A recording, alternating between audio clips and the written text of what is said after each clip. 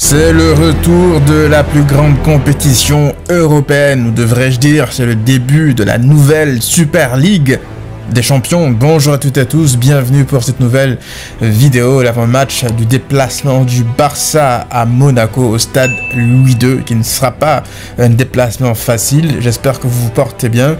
À Barcelone, tout va pour le mieux à ce moment, en dehors des blessures, parce que ouais, il y a Fermín López qui vient de se blesser de nouveau, Dani Olmo qui va manquer 3-4 semaines de compétition, donc ouais, ça commence un peu à s'enchaîner. Heureusement que certains joueurs devraient revenir assez rapidement, en espérant qu'il n'y ait évidemment pas de rechute pour ces joueurs-là. Je vous avais demandé de me poser des questions sur Instagram, on va essayer de répondre à quelques-unes. Et en fait, si je devais résumer vos questions, la grande majorité des questions, c'était Dani Olmo, comment remplacer Dani Olmo. C'était que Dani Olmo quasiment sur toutes les questions. Donc j'ai essayé de voilà, choisir d'autres questions un peu plus générales. Et puis sur la fin, je vous donnerai mon 11 avec l'absence de Dani Olmo. Je vous donnerai aussi mon avis sur la blessure de Dani Olmo, sur comment le remplacer lors des prochaines semaines.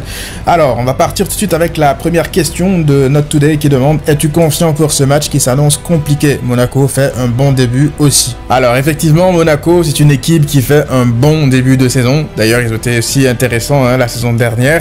Je pense que cette équipe-là sera encore plus compliquée à jouer que Girone, parce que je pense qu'à l'heure actuelle, Monaco est une meilleure équipe que Girone. C'est une équipe beaucoup plus physique que Girone, et dans le style, c'est une équipe qui pourrait aussi faire beaucoup plus mal au Barça que Girone, parce que Girone, c'est une équipe qui aime avoir la possession de balle, une équipe sans le ballon qui est tout de suite très vulnérable, une équipe qui n'est pas habituée à procéder en contre, à poser le bus et partir comme ça en transition, alors que Monaco, dans son style, c'est une équipe qui n'hésite pas s'ils doivent le faire. Je dis bien s'ils doivent le faire, parce que Monaco aussi, habituellement, c'est une équipe qui aime avoir le ballon, qui aime développer un beau jeu, mais face aux gros, s'ils doivent repartir de derrière pour exploser en transition en contre, ils n'hésiteront pas à le faire. C'est une équipe, je l'ai dit tout à l'heure, qui est beaucoup plus physique que Girone. On l'a vu déjà lors du Gamper que Monaco est une équipe qui n'a pas de problème à laisser le ballon à l'adversaire, qu'ils estiment que l'adversaire est plus fort qu'eux, pour exploser derrière. Ça a fait mal au Barça, ils ont gagné 3-0 au Gamper. Maintenant, c'était des circonstances, un contexte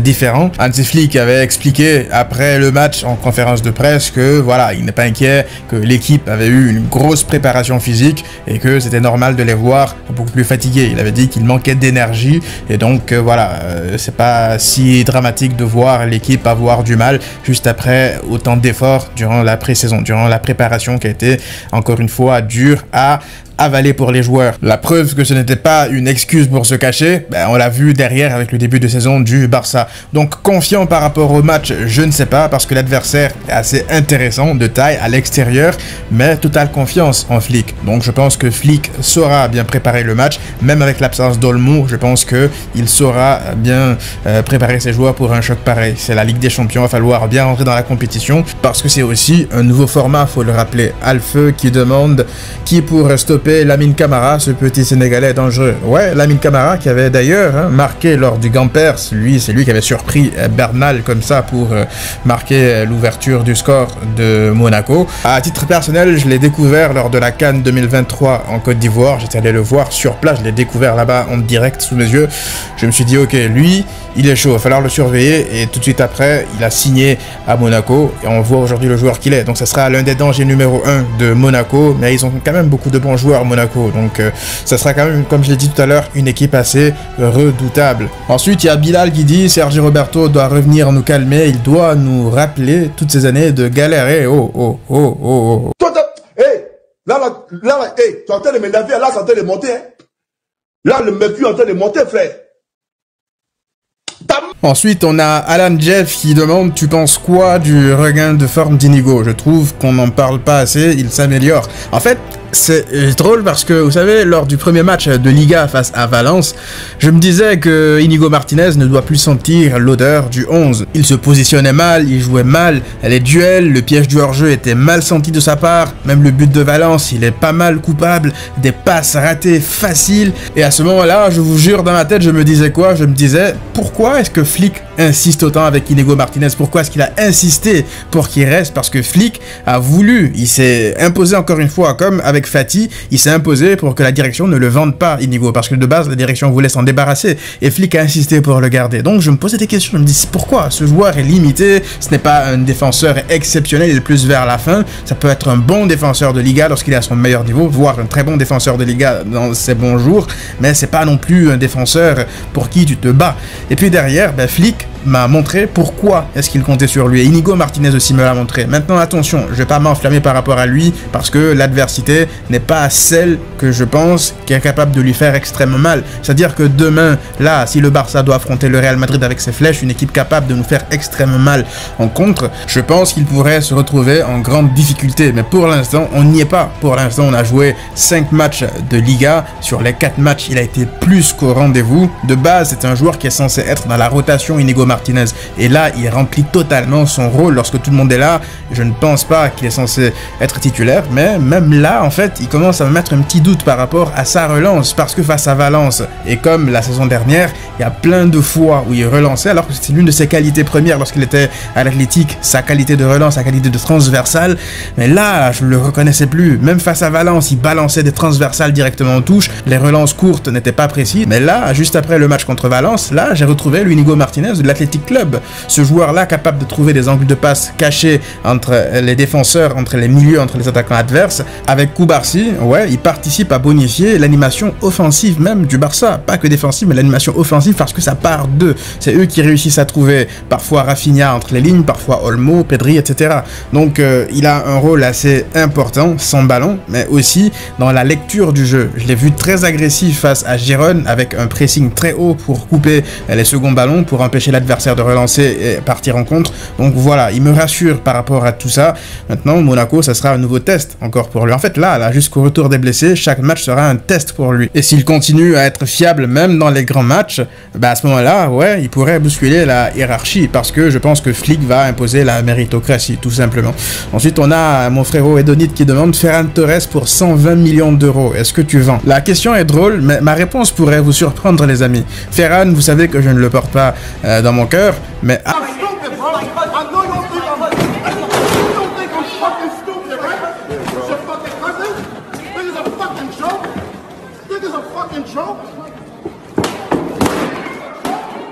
Faut arrêter 2 secondes. Si je reçois une offre pareille pour Ferran Torres, c'est moi-même qui vais regarder comment le faire expédier par AliExpress le soir même.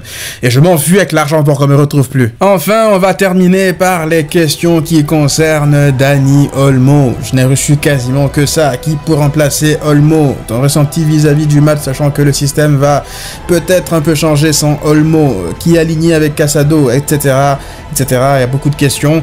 Et la vérité, c'est que oui, l'absence de Olmo, elle est importante parce que c'est un joueur qui est une pièce maîtresse, j'ai envie de dire quasiment, de cette équipe-là. C'est un pion essentiel qui réussit à faire le lien entre le milieu et l'attaque, entre la défense, le milieu et l'attaque. Il est un peu partout, il se déplace énormément, il est mobile entre les lignes. Et le problème aussi, c'est que derrière, il y a Fermin Lopez qui se blesse, son remplaçant naturel. Donc là, bien sûr, il va falloir se demander, ça sera quoi la meilleure option pour pallier à l'absence des deux joueurs sur une moyenne période. La bonne nouvelle, c'est qu'on va bientôt retrouver Frenkie de Jong à partir de la semaine prochaine, Ansu Fati très bientôt aussi, voire même pour ce match face à Monaco. Donc voilà, l'absence de Fermin et de Olmo, elle va quand même se faire un peu ressentir avant le retour de ces joueurs-là. Ça, c'était le 11 qui avait débuté face à Girone, et donc là, face à Monaco, malheureusement, tu seras obligé de faire des changements. Déjà, Olmo qui ne sera pas là, il ne sera pas dans le 11, il va falloir le remplacer. Alors, il y a pas mal d'options pour remplacer Olmo. L'option la plus naturelle, entre guillemets, ce serait de mettre Pedri ici comme numéro 10, comme on l'a vu, hein, face à Girone, lorsque Eric était entré pour justement remplacer Dani Olmo. L'option la plus naturelle, donc, ce serait de faire exactement comme en deuxième période comme Girone, mettre ici Eric Garcia à ce poste de 6, beaucoup plus fixe, et Casado dans le rôle de Pedri, et Pedri plus haut. Mais moi, si vous me demandez mon avis, je suis pas trop fan de ça, parce que le rôle de Pedri, là lorsqu'il était ici, lorsqu'il partait de plus bas, parce que Pedri est un organisateur, mais aussi une sorte de finisseur dans le dernier tiers lorsqu'il se projette de plus bas. On l'a vu très intéressant dans ce rôle-là. Lorsque tu le mets ici en 10, certes, il va t'apporter parce que c'est Pedri, il a la qualité pour, il va avoir une importance dans le dernier tiers, il sera toujours important, mais je pense qu'il ne sera pas autant influent derrière pour les sorties de balles. Casado, je le préfère en vrai en 6, même si on l'a vu hein, lorsqu'il jouait, là, il a joué Casado dans ce rôle-là contre Valence, il était beaucoup plus mobile, on l'a vu très disponible pour se proposer,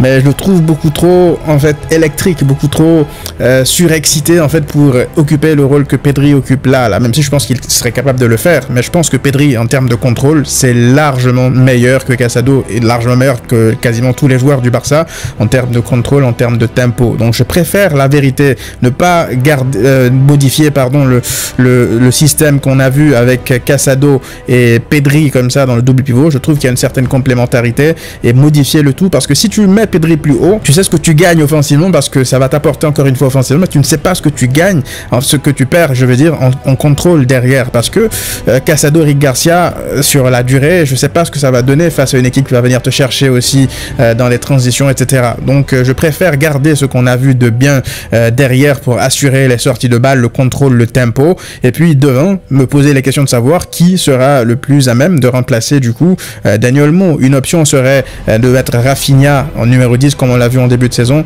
et puis de mettre le poisson-chat ici à gauche pour le remplacer dans ce demi-espace gauche, un peu comme contre Valence, un peu comme contre le Rayo, sauf que je n'ai pas du tout aimé Ferran Torres dans ces rôles-là. Donc à voir si Flick va revenir à ce format-là, à cette formule-là. Il y a une autre option, en fait, ça serait tout simplement de garder Rafinha dans ce demi-espace gauche et de faire jouer monsieur Pablo Torre qui est un 10 naturel dans l'âme ici. Pablo Torre est très à l'aise dans ce rôle de numéro 10, sauf qu'il n'a pas énormément joué depuis le début de la saison. Est-ce qu'il est prêt pour débuter un match de Ligue des Champions à haute intensité, le balancer comme ça? Je ne sais pas. Ça, je sais pas. Franchement, dites-moi vous qu'est-ce que vous préférez dans les commentaires. Mais il y a également une autre option, les amis. Ça serait de voir un joueur que beaucoup ne voient pas titulaire. De toute façon, je pense que même s'il est convoqué, il ne sera pas titulaire. Ce serait Ansu Fati, tout simplement. À ce poste de numéro 10 ici, je pense qu'il serait très à l'aise, même dans le demi-espace gauche avec Rafinha, ils alterneraient comme ça serait tout à fait possible en fait de voir une animation comme ça. Mais vu qu'il ne partira pas titulaire, on parle là du 11 de départ, je ne pense pas que Ansu Fati débutera. Il y a également une autre option, ça serait de garder Rafinha ici en numéro 10 et de faire débuter le jeune Pau Victor dans le demi-espace gauche, qui est très intéressant, mais lui aussi ce n'est pas son poste naturel.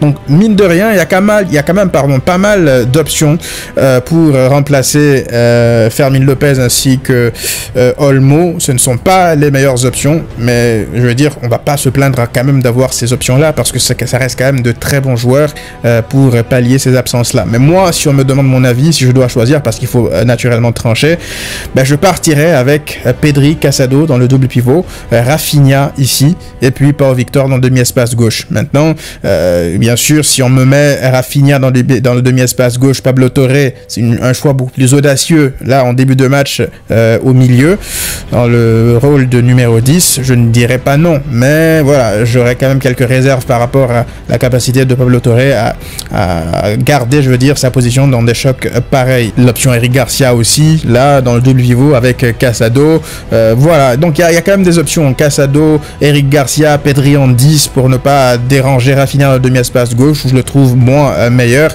mais si je devais partir avec un 11, je partirais avec celui-ci, parce que je pense que en partant de derrière, tu as besoin de beaucoup plus de sécurité dans les sorties de balles, surtout si Monaco décide de venir te chercher haut. Si tu n'as pas cette maîtrise dans la sortie de balles, tu risques d'être en difficulté le plus rapidement possible. Donc je pense que je partirai avec ce 11 là, et si ce n'est pas ce 11 là, celui avec lequel je partirai, ça serait de mettre Eric Garcia à la place de Casado ici comme ça, mettre Casado dans le double pivot avec Eric Garcia, exactement comme on a terminé en fait comme contre Girone, partir comme ça, Pau Victor sur le banc, Rafinha. En fait, le seul changement, ça serait celui-ci, comme ça. Ça aussi, c'est une option en vrai qui me plaît beaucoup. Je sais pas, vous dites-moi dans les commentaires quelle serait l'option qui vous plaît le plus. Mais moi, voilà, si je dois partir avec une des deux options, une des trois options, ça serait peut-être celle-ci. Maintenant, voir derrière Ansu Fati qui rentre et puis faire revenir Pedri un peu plus bas derrière. Mais voilà, donc vivant le retour des joueurs comme Frenkie de Jong, Gavi, parce que ouais, les options commencent un peu à manquer là. Mais voilà, l'effectif est quand même de qualité, ça se voit. On en parlera d'ailleurs dans une vidéo par rapport à ça. Mais voilà, moi je partirai avec ça.